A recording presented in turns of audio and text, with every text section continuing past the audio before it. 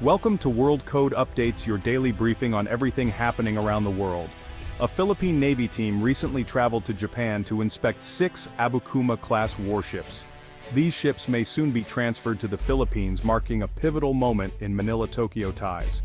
Filipino officers conducted a thorough assessment, from engine rooms to command bridges. Japan's offer signals a new level of trust and cooperation. The stakes are high. Can these ships defend the Philippines' vast coastline and deter threats? If accepted, these ships could become the backbone of the country's maritime defense. The inspection was a joint effort, with Japanese naval personnel guiding the Philippine team through every detail. Maintenance records and operational histories were shared openly, building trust and transparency. The Philippine delegation included naval architects, engineers, and weapons specialists, each focused on their area of expertise. The team moved methodically from ship to ship, documenting everything with notes and photos. The Philippine Navy's next steps hinge on the findings of this expert team. The stakes are high and every detail matters. The Abukuma-class ships, built in the late 1980s and early 1990s, are destroyer escorts designed for anti-submarine warfare. At 109 meters and 2,000 tons, they're not the newest, but they're still formidable. Their advanced sonar and ASROC rocket launchers make them ideal for hunting submarines, a key need for the Philippines. These ships also carry Harpoon anti-ship missiles, rapid-fire cannons, and the Phalanx close-in weapon system for air defense. Their stealthy design and flexible propulsion allow for both quiet patrols and high-speed chases. For the Philippine Navy, acquiring these ships would mean a leap in anti-submarine and multi-role capabilities. The Abukuma class can patrol, escort, and defend against threats above and below the waves. Their design, though from the Cold War era, remains relevant in today's contested waters. The ship's versatility and survivability would fill critical gaps in the Philippine fleet. Even as older vessels, their technology and firepower are a major upgrade. The Abukuma class offers more than steel. It brings new possibilities for Philippine maritime defense. With over 7,600 islands, the Philippines faces a daunting task in securing its vast maritime territory. The Abukuma-class ships would significantly boost the Navy's ability to patrol and defend these waters. The West Philippine Sea remains a flashpoint, with foreign vessels frequently challenging Philippine claims. The new ships would provide much-needed firepower and deterrence, signaling a stronger stance on sovereignty. Their anti-submarine capabilities would address a critical vulnerability, allowing the Navy to monitor strategic choke points. Deploying these ships would make it harder for hostile submarines to operate undetected. The Abukuma class would also enhance the Philippines' participation in joint exercises with allies like the US, Australia, and Japan.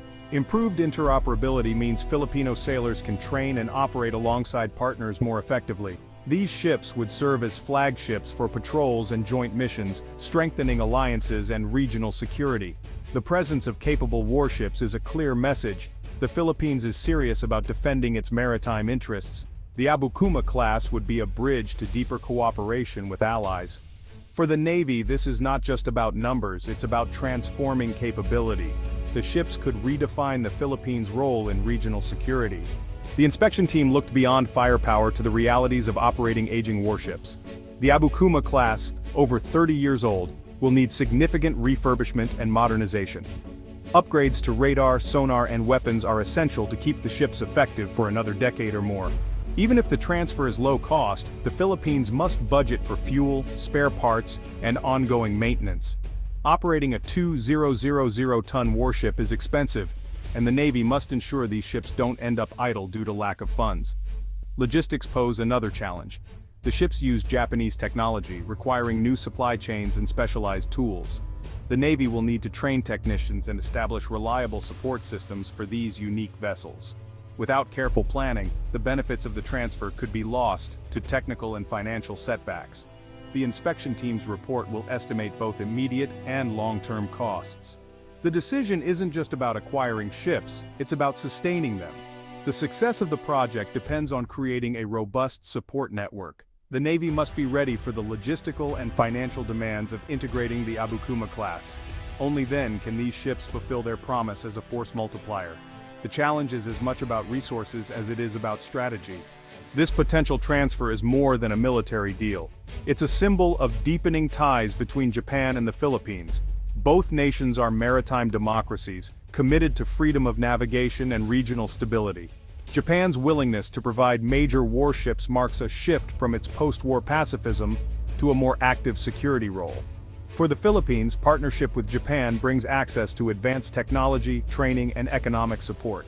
The alliance helps balance regional power dynamics and offers Manila a powerful friend in a complex neighborhood. Operating Japanese ships will boost interoperability, making joint patrols and exercises more seamless. Familiarity with Japanese systems will enhance disaster response and military cooperation. The relationship is built on mutual respect and a shared vision for a free and open Indo-Pacific.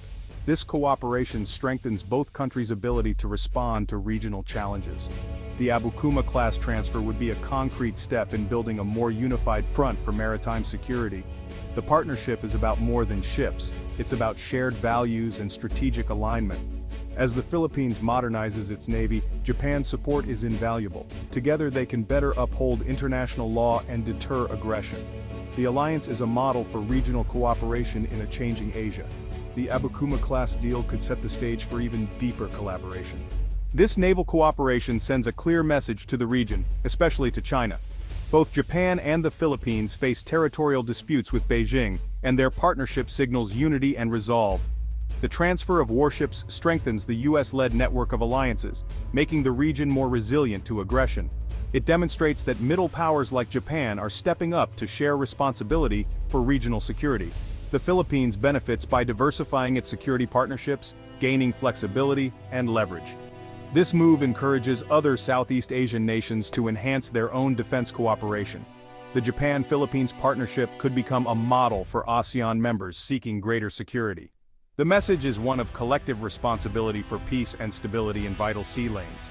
The collaboration is not just about deterring adversaries, it's about empowering the region to shape its own future. The Abukuma-class deal is a strategic signal. The Philippines and Japan are ready to defend their interests together. This partnership is a warning to those who would challenge the status quo. It's also an invitation for others to join in building a stable, rules-based order. The impact of this cooperation will be felt far beyond the ships themselves. Bringing the Abukuma class into Philippine service won't be easy. The ship's age means extensive upgrades and life extension work are needed. The Navy must invest in new training programs. Crews will have to master unfamiliar systems and tactics. Months of classroom, simulator, and at-sea training will be required to operate the ships effectively. Modernization is essential. Analog sensors and combat systems must be replaced with digital technology. Upgrading radars, sonars, and missile systems will stretch the defense budget. The Navy must prioritize which improvements are critical and which can wait. Integrating Japanese-built ships into a diverse fleet adds logistical complexity. Maintenance depots will need new parts and technicians trained on Japanese equipment.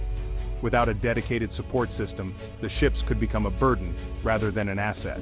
The challenge is to ensure the Abukuma class enhances, not complicates the Navy's operations. Success depends on careful planning, investment, and commitment at every level. The integration process will test the Navy's adaptability and resolve. If managed well, these ships could become the cornerstone of a modern Philippine fleet.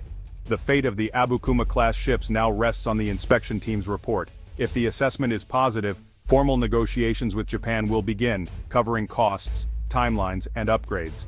Accepting the ships would mark the biggest leap in Philippine naval power in decades. The new destroyer escorts would transform the fleet's capabilities, especially in anti-submarine warfare. This decision is about more than hardware. It's about national security and the country's role in the Indo-Pacific. A stronger Navy means better protection of resources, sovereignty, and economic interests. The choice will require balancing strategic gains with financial and logistical realities. The world is watching as Manila weighs its options. The Abukuma-class verdict will shape the Philippines' security and alliances for years to come. The decision is not just about ships, it's about the nation's future on the world stage.